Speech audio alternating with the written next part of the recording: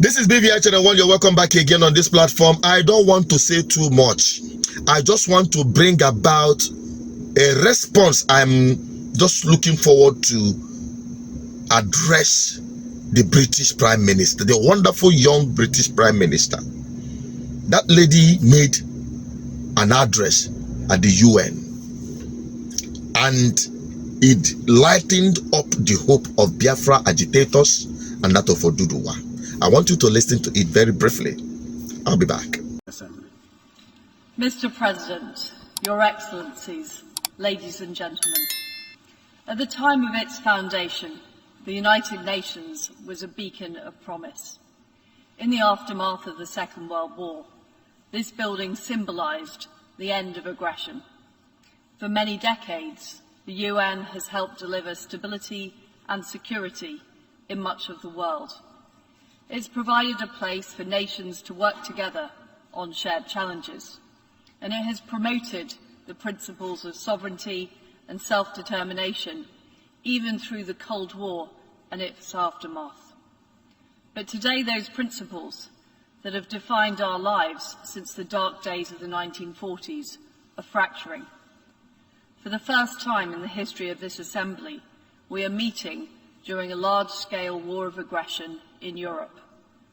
And authoritarian states are undermining stability and security around the world. Geopolitics is entering a new era, one that requires those who believe in the founding principles of the United Nations to stand up and be counted. In the United Kingdom, we are entering a new era too. I join you here just 2 days after Her late Majesty, Queen Elizabeth II, was laid to rest. We deeply mourn her passing, and we pay tribute to her service. She was the rock on which modern Britain was built, and she symbolised the post-war values on which this organisation was founded. Our constitutional monarchy, underpinned by a democratic society, has delivered stability and progress. Her late Majesty transcended difference and healed division. We saw this in her visits to post-apartheid South Africa and to the Republic of Ireland. When she addressed this General Assembly 65 years ago, she warned that it was vital not only to have strong ideals, but also to have the political will to deliver on them. Now we must show that will. We must fight to defend those ideals, and we must deliver on them for all of our people. As we say farewell to our late Queen, the UK opens a new chapter, a new Carolean age, under His Majesty, King Charles III. We want this era to be one of hope and progress, one in which we defend the values of individual liberty, self-determination and equality before the law, one in which we ensure that freedom and democracy prevail for all people, and one in which we deliver on the commitments that Her late Majesty the Queen made here 65 years ago. This is about what we do in the United Kingdom and what we do as member states of the United Nations. So today, I will set out what steps we are taking at home in the UK and our proposed blueprint for the new era we're now in, the new partnerships and the new instruments that we need to collectively adopt. Our commitment to hope and progress must begin at home, in the lives of each of every citizen that we serve. Our strength as a nation comes from the strong foundations of freedom and democracy. Democracy gives people the right to choose their own path, and it evolves to reflect the aspirations of citizens.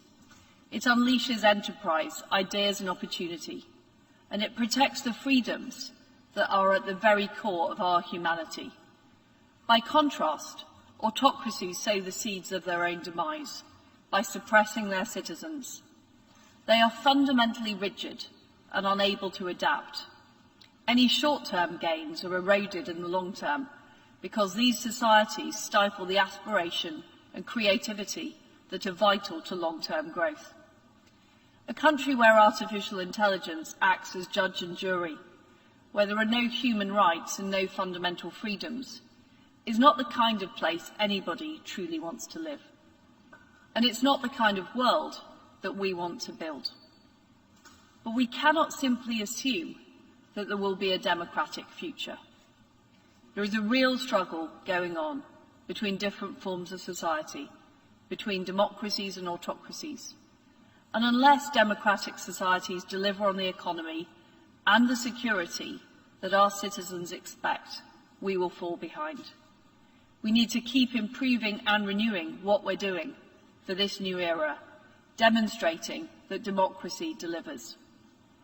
As Prime Minister of the United Kingdom, I'm determined that we will deliver the progress that people expect. I will lead a new Britain for a new era.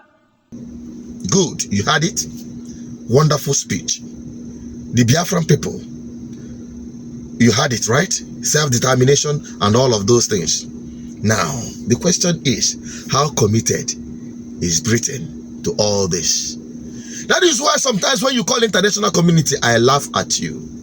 They will speak wonderful English, politically correctness, and the rest of them. And at the end of the day, hey, they do one thing and say another. That is the truth. The Queen of Blessed Memory, as they will call it,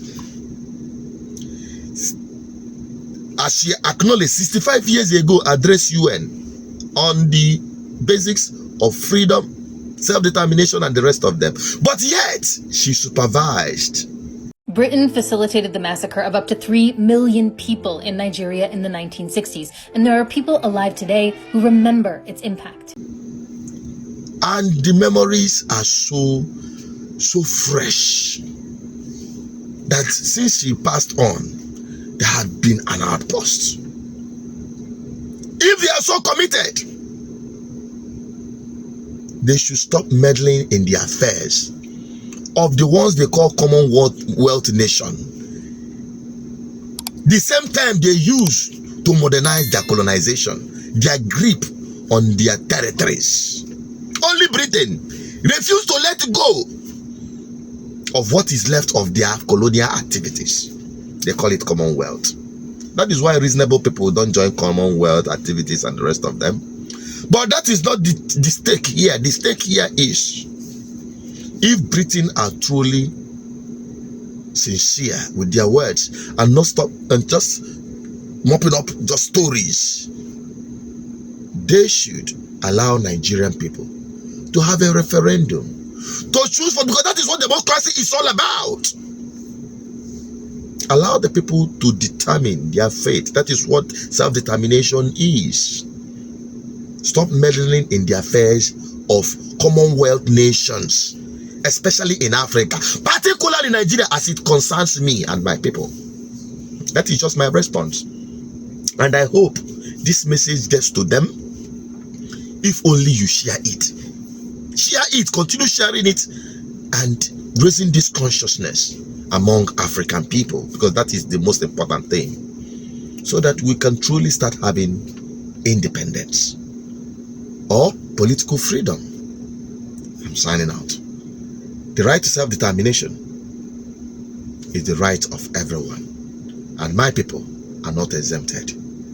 So that is just all I'm trying to bring to you. I'm signing out. Don't forget to subscribe, like, and share. Drop your comments. Let me have your opinion on this. Stay safe. Bye-bye.